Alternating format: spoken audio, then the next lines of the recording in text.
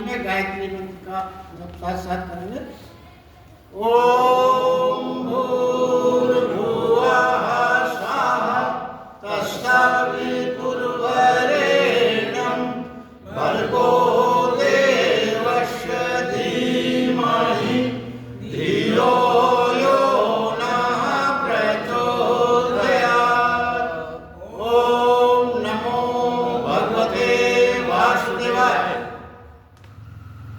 श्रीमद् भगवद गीता अध्याय 8 अक्षर ब्रह्म योग का तीसरा विवेचन आज अपन यहाँ पे प्रारंभ कर रहे हैं। सभी का हार्दिक अभिनंदन प्रणाम। भगवान कहते हैं प्राणी की जो चेतना है, उसकी जो क्षमता है, जो कार्यशीलता है, जो उसकी गति है, वो दो प्रकार से है। पहली गति है विचार की क्षमता और दूसरी गति है भाव की क्षमता। इन दोनों में क्या फर्क है और इस ऊर्जा को कैसे कार्यान्वित करने से क्या होता है, ये आज का प्रमुख विषय है। देखिए, विचार की क्षमता, संसारिक कार्यों के हेतु विचार की क्षमता अनिवार्य है। यहाँ बिना विचारे यदि आप संसार का कोई काम करेंगे तो बहुत परेशानी का सामना करना पड़ सकता है। विचार हर क्षेत्र में विचार, जो आप सुन रहे हैं उनके बारे में, हर क्षेत्र में विचार। और भाव की जो ऊर्जा है, भाव की जो क्षमता है, परमात्मा की ओर यात्रा के लिए भाव की जरूरत है, भाव की क्षमता। कई बार आपने इसको समझा। विचार की क्षमता में आपको खंड खंड करके आदमी को समझना पड़ता है, इसमें क्या है, इसमें क्या है, कैसे है, इसके बारे में वो क्या सोचता है, तभी उसका सही विश्लेषण होता है। यानी जैसे विचार की क्षमता वाला व्यक्ति यदि फूल के बारे में जानना चाहेगा तो उसकी पत्ती, हर चीज को तोड़ तोड़ के वो बता देगा कि इसमें इतने परसेंट ये है, इतने परसेंट ये है, ये एसेंस है, ये मतलब पूरी लेबोरेटरी में उसकी जैसे जांच होती है, उस तरह की जांच विचार क्षमता वाले व्यक्ति का है। और भाव में क्या है? भाव में तोड़ना नहीं है, भाव में जोड़ने की प्रक्रिया है। भाव की समस्त प्रक्रिया जोड़ने पर आधारित है। भाव जोड़ता है तब जांचता है। परमात्मा को तर्क के भाव से नहीं जाना जा सकता। बहुत स्पष्ट है, सभी जानते हैं, परमात्मा को तर्क से या बुद्धि से नहीं जाना जा सकता। इसके बारे में बहुत बार अपन ने चर्चा की है। भाव में क्या होगा? जैसे फूल को तोड़ के जानेगा क्या क्या चीजें हैं, भाव में क्या करेगा? यदि वो सुंदर को फूल को देखा तो उसका कभी हृदय कोई कविता रच देगा, तोड़ेगा नहीं। ये भाव अदृश्य रहता है, दिखता नहीं। क्या देखा आपने, क्या हुआ, कैसे हुआ? सिर्फ इसलिए हुआ कि आपके हृदय में प्रेम जागृत हुआ। भाव में प्रेम जागृत होना ही सबसे प्रमुख बात है। और विचार की जो क्षमता है वो वास्तव में भाव की क्षमता में बाधा है। क्या है उसमें? विचार में जो भी चीजें आप तो एक तरह का अहंकार अपने आप आपके अंदर डेवलप हो जाता है कि मैंने ये जाना, ये जाना ना। और विचार की क्षमता की अधिकता जब होती है, संसारिक कार्यों की अधिकता मानी जाएगी, उसमें क्या होगा? वो विचार क्या करेगा? अरे प्रार्थना, कीर्तन, दान, ये सब व्यर्थ की बातें, कहाँ चक्कर में पड़े, बहुत से काम है। और ये सब प्रार्थना और दान के चक्कर में रहोगे तो संसारिक कार्य बिगड़ जाएंगे, अपन को वो चीज नहीं मिलेगी जो अपन को चाहिए। मुख्य बात ये भी है। तो भाव की दशा में अहंकार नहीं बचता, प्राणी भीतर जाता है। भाव की दशा में अहंकार नहीं रह जाता, क्योंकि भाव में अहंकार का काम ही नहीं है। प्राणी भीतर जाता है। और क्यों? कोई तू नहीं होता इसलिए मैं कैसे हूँ। भाव तेरा मेरा नहीं जानता, सिर्फ विचार ही तेरा मेरा जानता है। भाव में तेरा मेरे का भाव नहीं होता, विचार में तेरा मेरे का भाव होता है। अब देखिए, यहाँ पे एक जो सब सेंटेंस आया उसको बहुत सरलता से समझने का प्रयास करते हैं। क्या आया? वहां कोई तू नहीं होता तो मैं कैसे हूं। अब ये बहुत सरल है, हमारे समझ में एकदम से बात नहीं आती क्या कहना चाहते हैं। देखिए, आप जरा ये विचार करें, हम और आप कोई भी थोड़ा सा भी महत्वपूर्ण कार्य करते हैं तो अपन को अहंकार हो जाता है कि हमने ये किया, हमने ये किया। इसका मतलब ये होगा कि ये बड़ी स्वाभाविक सी बात है, कोई महत्वपूर्ण कार्य कोई करेगा तो उसको थोड़ा सा अहंकार आ जाएगा। अहंकार का तो अपना ये तो आ जाएगा कि मैंने किया। अब वो ये कहते हैं शास्त्रों में कि भगवान तो इतने बड़े बड़े काम कर रहे हैं, सारी सृष्टि का सृजन, सारे ग्रहों का संचालन, सब चीजों की व्यवस्था, ये सब अप्रत्यक्ष रूप से परमात्मा कर रहा है, तो परमात्मा को तो बहुत अहंकार होना चाहिए। उसी गणित से अगर देखें, मगर परमात्मा को तो कोई अहंकार नहीं होता, परमात्मा अहंकार विहीन है। उसका कारण समझने की जरूरत क्यों नहीं होता? इसलिए नहीं होता कि परमात्मा एक है, उसके सामने कोई तू है ही नहीं। उसके ऐसा जब तक कोई दूसरा नहीं होगा, जब तक अहंकार का प्रश्न ही पैदा नहीं होगा। अब देखिए और सरलता से इसको समझें, जैसे आप अपने घर के ड्राइंग रूम में बैठे, लेटे, पैजामा या कोई भी स्लीपिंग ड्रेस में आप आनंद से बाहर में बिखरे हुए हैं, बनियान पर पहने हुए हैं, क्यों इतने रिलैक्स हैं आप? क्योंकि आप अकेले हैं, आपके सामने कोई तू नहीं है। देखिए बहुत सरलता से गहरी से गहरे सूत्र समझे जा सकते हैं। अब उसी समय यदि आपके घर का कोई भी बच्चा है, आपकी पत्नी या कोई भी आके आपको ये कहता है कि बाहर जो है आपके छावड़ा साहब और पिपर साहब ये आए हैं आपसे मिलने, तो क्या होगा? आप उठेंगे, कम से कम एक आध शर्ट पहनेंगे, बाल को ठीक करें। क्यों? अब आप कहाँ पहुंचने वाले? तू के सामने। अब ये तो एक छोटी सी चीज, अगर आपको उसी बात किसी सभा में जाना हो, शादी में जाना हो, जहाँ बहुत से तू मिलने वाले, तो फिर आप बढ़िया सूट भी पहनेंगे, बढ़िया सजेंगे भी, डाई वाई भी कर लेंगे, इत्र भी लगा लेंगे। मतलब क्यों? क्योंकि अब आपका सामना बहुत से तू से होने वाला है, कई तू मिलने वाले हैं। तो ये सारी जो कुछ भी बनावट है, जो कुछ भी अहंकार का है चीज, वो सिर्फ इसलिए है कि आपके समक्ष कई तू का चक्कर फंसा है। और भगवान के सामने कोई तू नहीं, वो अकेले हैं, सर्वज्ञ हैं। कोई उनके पास कंप्यूटर कोई ना, कोई मिलने वाला है ना कुछ, जो कुछ भी है वो है। तो क्या है, कोई तू नहीं होता इसलिए मैं नहीं होता, ये मतलब है। जब तू नहीं होगा तो मैं मतलब फिर अहंकार की कोई आवश्यकता नहीं। सहज सरल जैसे आप करें, भाव तेरा मेरा नहीं जानता, सिर्फ विचार ही तेरा मेरा जानता। अब एक बात और यहीं पे समझने की है, जो बहुत महत्वपूर्ण है चर्चा में, उस माँ का होने का आनंद जिसने भी लिया, बहुत बड़ी बात उपलब्धि मानी जाती है जीवन में माँ का आनंद। और भगवत गीता क्या कह रही है? उस माँ ने माँ होने का आनंद नहीं लिया जिसने मात्र अपने बेटे को प्रेम किया, अभी उसके भाव का जन्म। देखिए कितनी बड़ी बात है। देखिए अगर आपने अपने प्रेम को सीमाबद्ध कर दिया, ऐसे अपने बेटे भर से प्रेम किया, तो जगत माता, जगत जननी, जगदम्बा सारे विश्व के सबको अपनी संतान मानती है, सबको प्रेम करती है। तो जो प्रेम का जो ये भाव है, वही सच्चा आनंद देने वाला है। तो वो ये कहते हैं कि उस भाव का भी जन्म नहीं हुआ जो माँ केवल जिसका प्रेम अपने खाली बच्चे तक सीमित रहता है। जब हम विचार से परमात्मा को खोजेंगे, विचार से मतलब तर्क और बुद्धि से परमात्मा को खोजेंगे, तो हमेशा असफल रहेंगे, क्योंकि विचार भाव में बाधा है। तो क्या करें, कैसे करें? वो कहते हैं विचार को हटाएं, उससे कहें कि सीमा जगत में है, घर के बाहर, भीतर नहीं। बात जगत में है, तेरी सीमा बाहर है, भीतर के काम के लिए तू उपयुक्त नहीं, वहां से हटाए। आगे भगवान ने ये कहा है कि भक्ति युक्त पुरुष, ऐसे भाव से युक्त पुरुष अंतकाल में योग बल से भृगुटी के मध्य प्राण को अच्छी तरह से स्थापन कर पाता है। अब देखिए इसका मतलब समझने का कोशिश करते हैं। देखिए दो आंखें हैं, इसके बीच में एक बहुत महत्वपूर्ण जगह है, थर्ड है, जिसे शिव नेत्र भी कहा गया और उसी को आज्ञा चक्र भी कहते हैं। तो क्या कहते हैं कि जिस प्राणी का, बहुत बड़े गहरे सूत्र है, जिस प्राणी का समस्त के प्रति प्रेम, समस्त के प्रति, समस्त के प्रति प्रार्थना भाव, जिस प्राणी का समस्त के प्रति प्रेम है, जिस प्राणी का समस्त के प्रति प्रार्थना भाव है, समस्त के प्रति जिसकी पूजा भाव है, जो इस जगत में परमात्मा के सिवाय कुछ नहीं देखता,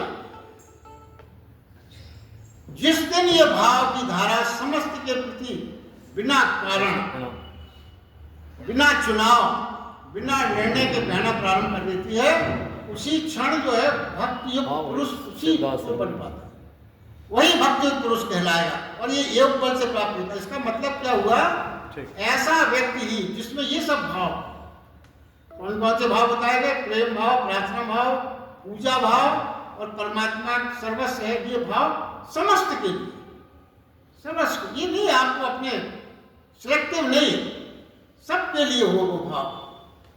तो इस ऐसे व्यक्ति का अंत समय में मध्य ध्यान को स्थिर कर लेता है, जिसका ध्यान यहाँ केंद्रित पाया गया, आगे उसी की शरीर की आगे, जिसका ध्यान, उसी व्यक्ति का जो प्राण ऊर्जा और भगवान का ध्यान है, वो आपके भ्रूटी के मध्य तीसरे नेत्र पर स्थापित हो पाता, हर तक नहीं हो सकता, जो ये शर्तें पूरी करता। और फिर क्या होगा? अगर आपकी प्राण ऊर्जा आपके शिव नेत्र पर प्राण ऊर्जा अगर केंद्रित हो गई तो क्या होगा? शरीर की आगे की यात्रा बंद हो जाएगी। यदि यहाँ ध्यान केंद्रित नहीं हो पाया, अन्य संसारिक विचारों में केंद्रित है, तो आगामी यात्रा जारी रहेगी, इसलिए वो जन्म और मरण है। यदि आपकी भाव, संसारिक भाव में अगर आपकी मृत्यु होती है, तो फिर वो निश्चित रूप से आपका जन्म मरण का जो है वो चक्र जारी।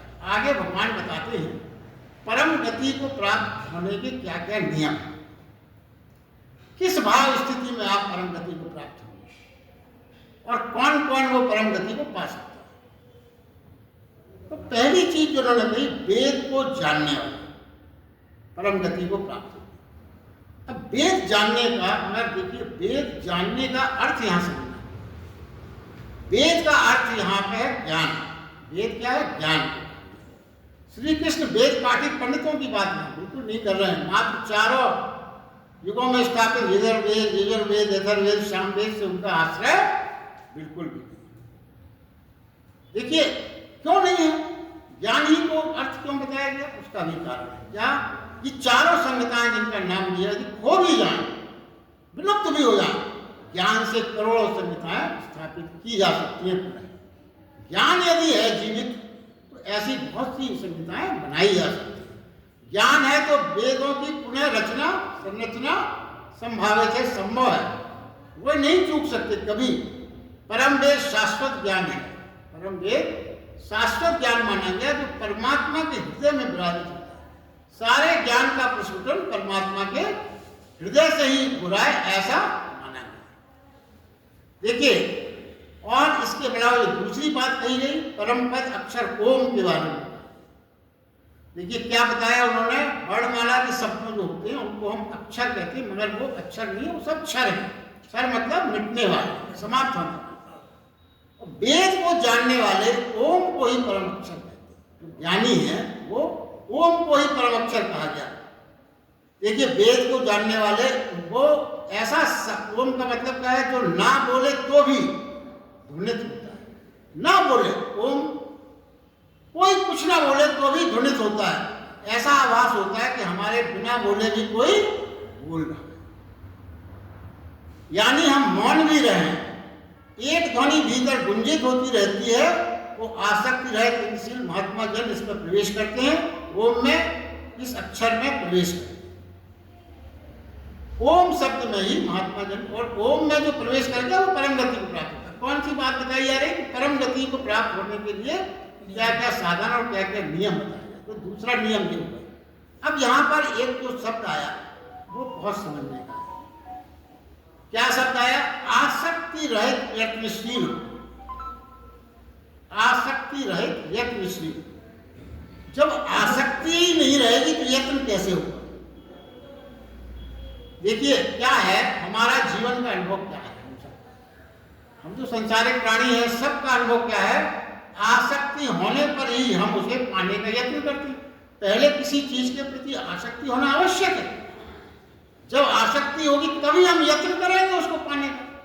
मगर यहाँ पर कृष्ण भगवान कहते हैं कि आसक्ति रहे तो हो जाओ, मगर यत्न और चेष्टाएं बनी रहे।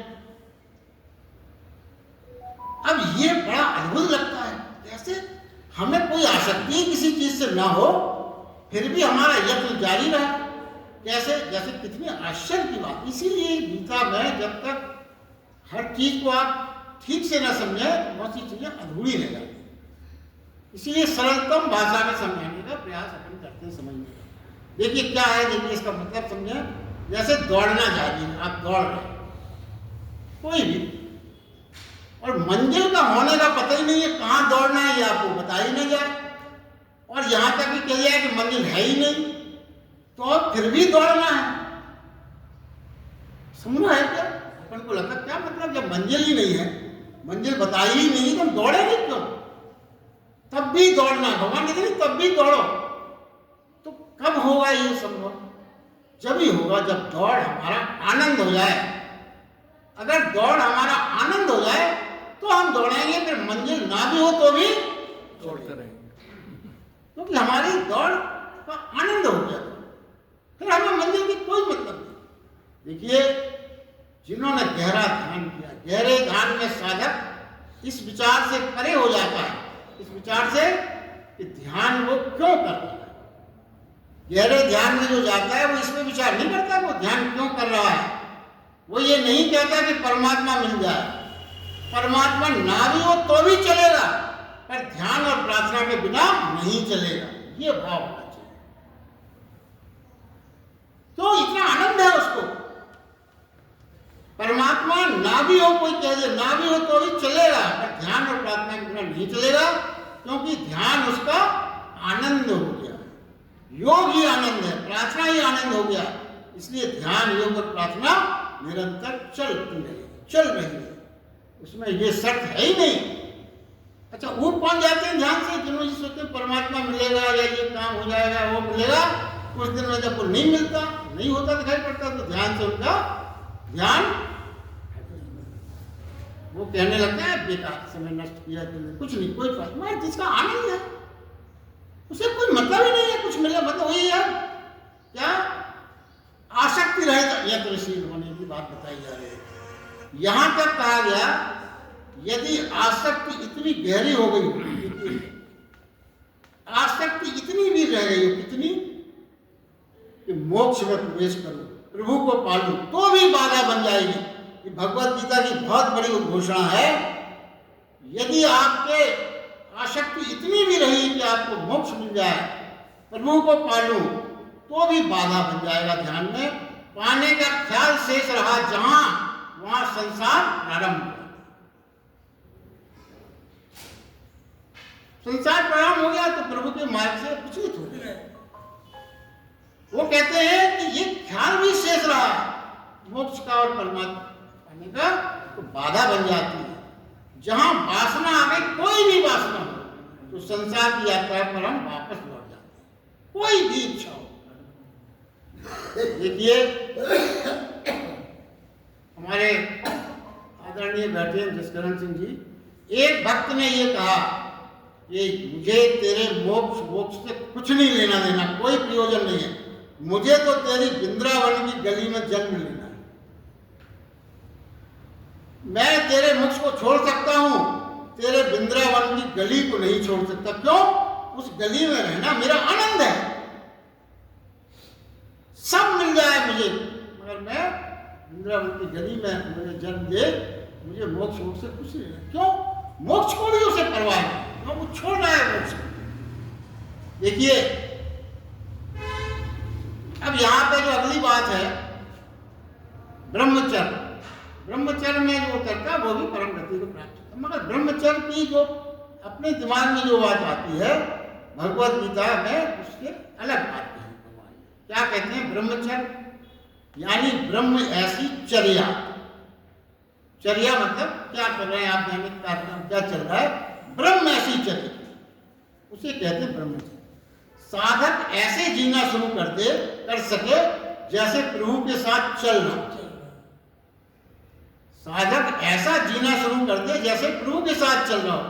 प्रभु की चर्या कैसी होगी, उसकी अनुभूति जब ही होगी जब हम उसके साथ हो सकते हैं, वरना कैसे पता चले। यह साथ मिलते ही ब्रह्मचर्य घटित हो जाता है, कुछ नहीं करना पड़ता। ब्रह्म ऐसी चर्या का यहाँ पे ये तात्पर्य। इसके बाद वो बताते हैं इंद्रियों को अवरुद्ध कर संयम। अगला बिंदु जो बताया गया, इंद्रियों को अवरुद्ध कर संयम। देखिए इंद्रियां क्या है, इंद्रियों में दो एग्जिट भी है और इंट्रेंस भी है। इंद्रियों में दोनों तरफ से आप आ जा सकते हो, इंट्रेंस भी है, एग्जिट भी है। एग्जिट में क्या है, अगर आपने इंद्रियों से एग्जिट किया तो बाह्य यात्रा प्रारंभ होगी, यानी संसार के प्रवहन में। इसका हमें खूब अभ्यास है। इंद्रियों से एग्जिट किया तो आप संसार में आ गए, बाह्य संसार में हो गए। और हम ये भूल जाते हैं, जब ये बाह्य इंद्रियों की बाह्य से जब हम संसार में प्रवेश करते हैं, संसारिक गतिविधियों में हम इतने उलझ जाते हैं कि फिर हम ये भूल ही जाते हैं कि इन्हीं इंद्रियों के इंट्रेंस से हम चेतना को भीतर भी ले जा सकते थे। ये भूल ही जाते हैं। इंद्रियां तो वही एग्जिट से बाहर, इंट्रेंस से भीतर। मगर हम इतना एग्जिट हो जाते हैं, इतने एग्जिट हो जाते हैं कि इंट्रेंस के उसमें गुंजाइश ध्यान ही नहीं रहता। तो क्या है फिर, जैसे सीढ़ी है, ऊपर चढ़े या नीचे उतर जाए। ऊपर चढ़ना तभी संभव है जब इंद्रियों के एग्जिट को हम अवरुद्ध कर सकें। तो आप भीतर कब जाएंगे, जब बाहर के एग्जिट को अवरुद्ध कर देंगे। बाहर के एग्जिट को यदि आप अवरुद्ध करेंगे तभी आप भीतर जा पाएंगे। वो ऐसा कहते हैं। ये होगा कैसे, ये होगा संयम के द्वारा। अब देखिए बहुत सरल शब्दों में संपूर्ण प्रक्रिया को, जो हमारा रोजमर्रे का अनुभव है, उसी को जोड़ के इस बात को समझेंगे। कोई भी विषय हो, सौंदर्य है अगर उसमें, तो मन खिंचता है। ये बहुत नेचुरल, मन खिंचेगी, उसको कोई नहीं रोकेगी। कोई बात भगवान भी नहीं कह रहे। कोई भी सौंदर्य हो, वो आपका मन अगर खिंचा, नेचुरल है, मनुष्य की प्रवृत्ति है, वो होगा।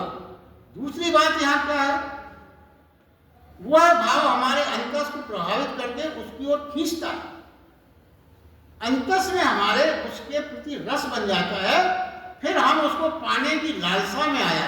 फिर पहली चीज तो सिर्फ मात्र आपने देखा, वहां तक तो ठीक है, मगर उसके देखने के बाद आपके अंतस में इतना खिंचाव हो गया कि उसको पाने का प्रयास करने की इच्छा जागृत हो गई। अब ये क्रिया हुई, अब इसको अवरुद्ध कैसे करें, कैसे इसको रोका जाए, ये मूल बात है। तो देखिए कुछ नासमझ तो ये कहते हैं कि आंखों को फोड़ दो, दिखेगा ही नहीं तो अपने आप सब ठीक हो जाएगा।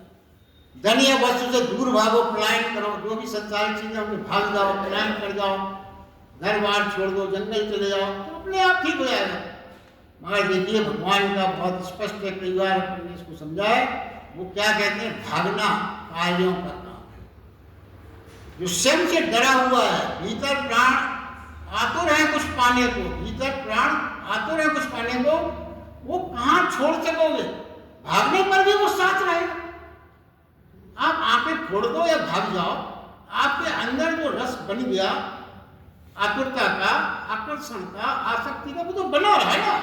उससे आपको मुक्ति कहां मिली, स्वयं से कैसे भाग सकते हो, नहीं भाग सकते। अब देखिए भगवान ने क्या समझा रहे हैं, आपके भीतर यदि आकर्षण रूपी बारूद है, समझ लो, तो आप बारूद को तो सुरक्षित रखे हुए हैं। बाहर की चीजों से, बाहर कोई अंगारा है, अग्नि, उससे आप बच रहे हैं।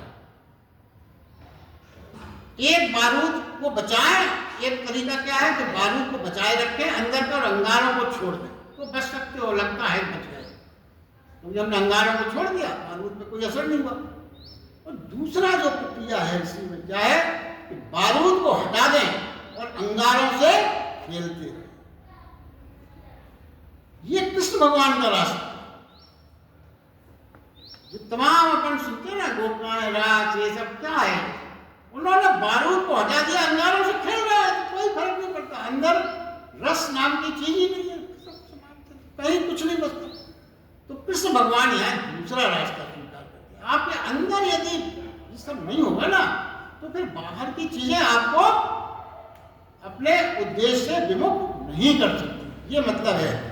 देखिए संसार में विषय सब जगह है। ये बात क्यों, ऐसी बात भगवान ने, संसार में विषय सब जगह, भागा नहीं जा सकता, क्योंकि आप होगे संसार में ना। संसार को छोड़ के थोड़ी जाओगे, आप जंगल भी चले जाओगे वो भी संसार ही है। संसार से अलग थोड़ी हो गया जंगल में। संसार में विषय सब जगह है, भागा नहीं जा सकता। वृत्ति को विसर्जित करना ही इंद्रियों का संयम। जो अंदर की वृत्ति है उसको विसर्जित करना। अब देखिए संयम क्या है, इसको भी समझना पड़ेगा। संयम यानी चेतना का, शक्ति का अंतर्गमन, जो ऊर्जा और वो है वो आपके अंदर प्रवेश की, उसी में अब क्या होगा, कैसे पता लगे कि हम संयम की ओर आ रहे हैं? कहते ना तो बहुत सरल है, ठीक है हम तो बड़े संयम के जीवन जी रहे हैं, बहुत संयम कर रहे हैं ना, इतना ही पर्याप्त नहीं। क्या है उसके लक्षण? देखिए कोई भी डॉक्टर जब करता है ना तो आपकी तमाम रिपोर्ट मंगाता है, उससे वो बता देता है कि आप कह जरूर है मगर वास्तविक है इसमें ये रिजल्ट आया, आपके कहने से नहीं मान लेंगे। तो क्या है, क्या होगा जब वो कहते हैं ऊर्जा का अंतर्गमन? तो ऊर्जा का अंतर्गमन में क्या होगा पता कैसे चलेगा कि अंतर्गमन ऊर्जा का होने लगा? क्या होगा वो बताते हैं कि ऊर्जा बाह्यगमन पर क्रोध बनेगी और भीतर जब अंतर चेतना होगा तो क्षमा, आपको क्षमाशील होना लगने लगेगा कि आपका स्वभाव क्षमाशील, क्रोध विलुप्त होता जा रहा है। आपके बाह्य की ऊर्जा गमन में क्या लगेगा, वासना लगेगी और भीतर आपको ब्रह्मचर्य का आभास होगा। जब ऊर्जा का बाह्यगमन होगा तो लोभ प्राप्त होगा, लोभ लगेगा, लोभ में फंस गए। मगर यही जब ऊर्जा भीतर गमन हो तो आपको दान की प्रवृत्ति का जागरण हो जाएगा। तो यदि आपके अंदर क्षमा, दान और ब्रह्मचर्य की अनुभूतियां हो रही हैं, इसका मतलब क्या हुआ कि आपकी ऊर्जा का अंतर प्रवेश हो रहा है और संयम, आप संयम को प्राप्त हो रहे हैं। भाव अनुभव की प्रतीत है। जैसे किसी को आप प्रेम करते हैं तो भाव से समझ जाता है, बोलकर प्रेम प्रकट नहीं किया जा सकता। बोलकर किसी को आप कहो मैं आपको बहुत प्रेम करता हूं तो वो क्या है, शब्द बताते कम है छिपाते ज्यादा है। क्योंकि अंदर अगर आपको बिल्कुल प्रेम नहीं, आप बहुत मन अरे सर मैं तो आपको बहुत आदर करता हूँ, बहुत प्रेम करता हूँ। यदि वास्तव में आप किसी को प्रेम करते हो तो उसकी नजरों से, उसके चेहरे से, उसके भाव से, भाव भंगिमा से सामने वाले को पता लग जाता है कि ये मेरे प्रति बहुत सम्मान का, प्रेम का भाव रखता है। शब्दों की तो आवश्यकता ही नहीं। तो क्या है, प्राण जीवन ऊर्जा है जिसके सहारे हम जीते हैं। अंतिम समय में जो बताया गया प्राण ऊर्जा यदि मस्तिष्क में धारण हो तो प्राणी परम गति को प्राप्त होता है। अंतिम समय में ऊर्जा यदि मस्तिष्क में धारण, परम गति का मतलब क्या होता है? परम गति का मतलब है जिसके बाद कोई गति ना हो, यानी मोक्ष को प्राप्त हो, सारी गतियां रुक गई, वही परम गति है। किसी शब्द के बारे में पूरी तरह से समझ लें आप तो सब कुछ बहुत आसान लगने लगता है। परम गति उस बिंदु से जहां पे फिर कोई गति न रह जाए वो मोक्ष हो। जिस बिंदु से प्राण बाहर जाते हैं वैसी ही हमारी गति होती है। किस बिंदु से, शरीर के किस बिंदु से प्राण निकले वैसे ही गति होने वाली है। देखिए मरना, भगवान कहते हैं मरना भी एक कला है, मरना भी कला है। यदि प्राण स्थिर हो सके यात्रा चक्र यानी मस्तिष्क में तो कपाल क्रिया स्वतः हो जाती है, करना नहीं पड़ती। क्योंकि आपको कपाल क्रिया का मतलब आप सब जानते हैं, मगर यदि आपकी प्राण ऊर्जा यहां से निकली तो कपाल क्रिया तो अपनी स्वाभाविक रूप से होगी, नंबर 1 पे। और जो कपाल क्रिया स्वाभाविक रूप से हो गई उसको मोक्ष ही मोक्ष है। तो कब होगी ये कपाल क्रिया स्वतः? कब होगी? जब सच्चे हृदय से ध्यान में होंगे, प्रेम में होंगे, प्रार्थना में होंगे, भजन में होंगे तो प्राण मस्तिष्क में स्थापित तभी। देखिए इसके बाद उन्होंने बताया ओम के उच्चारण में भी। देखिए ओम का अभी अपन ने समझा, 2 तरह के नाद बताए गए भगवद गीता में, एक है आहत नाद, एक है अनाहत नाद। आहत नाद 2 चीजों के घर्षण से उत्पन्न हुई ध्वनि, जैसे ताली बजाना, झरना बहना, कोई भी संघर्षण है, लहरों से, पक्षी का कलरव, ये सब आहत नाद है। अनाहत नाद जहां कोई संघर्षण नहीं होता, परम मौन, कोई शब्द नहीं, कोई स्वर नहीं, कोई उच्चारण नहीं, मात्र गूंज का अनुभव होता है। ये अस्तित्व के होने से ही पैदा होता है। ये ओम की ध्वनि ऐसी होती है, अनाहत। परम गति यानी कोई वहां नहीं जाना है, परमात्मा के सिवाय बहुत पास अनुभूति हो जाना। जब तक ये अनुभूति नहीं होगी परमात्मा दूर दूर लगेगा। इसलिए कहा है परमात्मा दूर भी और पास भी। अब देखिए पास होने की अनुभूति कैसे हो, क्या कहा गया, परमात्मा की कैसे अनुभूति हो कि हम भगवान के पास पहुंच गए, कब होगी? वो बड़ा स्पष्ट कहते हैं, भोग पूरा होने पर उसकी व्यर्थता जानकर ही त्याग होगा। ये भगवत गीता का बहुत बड़ा सूत्र है। भोग पूरा होने पर और फिर उसकी व्यर्थता को जानकर ही त्याग होगा। हम ना क्या है, हमारा हालत क्या है, ना तो हम भोग पा रहे हैं ना हम त्याग कर पा रहे हैं, क्योंकि हम पूरा भोगते नहीं है। त्याग को जाते हैं तो त्याग करते समय हमें ये याद आता, अरे वो थोड़ा छूट गया था कुछ, शायद उसमें आनंद होगा। आ तो गए त्याग की स्थिति में और ये काम छूट गए, शायद तो वो शायद जहाँ लग गया ना तो वहाँ इस सुख होगा। इसका मतलब आपने पूरी तरह भोगा नहीं है, और भोगने की व्यर्थता को आप पूरी तरह से संतुष्ट, वो अभी आप पूरी तरह से नहीं मान पाए तो भोग में व्यर्थता है। जैसे देखिए और बहुत सरल शब्दों में समझें, आपके सामने एक भोजन की थाली आई, बहुत स्वादिष्ट भोजन है उसमें, फिर क्या होता है, आप बड़े प्रेम से थाली ग्रहण करते रखते हैं, सब पूरा आप बढ़िया भोजन करते हैं। जब भोजन पूरा समाप्त हो जाता है तो थाली को आप खुद सरका देते या कोई उठा ले जाए। अगर आप भरी थाली को आपको उठाने आ जाए, रखी थाली और आपने देखा वाह वाह वाह वाह बहुत अच्छी चीज है, और एकदम कोई आके उठा ले तो क्या होगा? मगर जब आपने पूरा खा लिया, हर चीज आपने आनंद ले लिया, थाली पूरी खाली हो गई, आप संतुष्ट हो गए, फिर वो थाली क्या हो गई? व्यर्थ हो गई। कोई ले जा, खुद रखना से अच्छा आप नहीं समझते, कोई कह रहा है कोई उठा लिया तो और अच्छा है, हमको ये भी ना करना। ये भाव है। देखिए अधूरा भोजन का क्या है, प्रक्रिया क्या है हमारा जो है, और इन चीजों में कौन सहायक होगा? ध्यान शुरू कर देते हैं हम, त्याग शुरू कर देते हैं बिना पूर्ण भोगे। तो इसमें जो सहायक होता है त्याग साधना की अनुभूति से ही हम ये चीज पा सकते हैं। अब एक जो मूल कारण बताया गया भगवान ने, आगे कुछ ने कहा, तो थोड़ा सा संदर्भ लेके आज की चर्चा पूरी करेंगे। पहले ये जानने का प्रयास करते हैं कि दुख का मूल कारण क्या है। हमारे जीवन में दुख के बारे में सबको लगभग कोई ऐसा नहीं है ये दुख के बारे में नहीं जानता। दुख का आभास सारे विश्व को है, सृष्टि में सभी को होता है, और सभी उससे बचना चाहते हैं, सभी बचना चाहते हैं।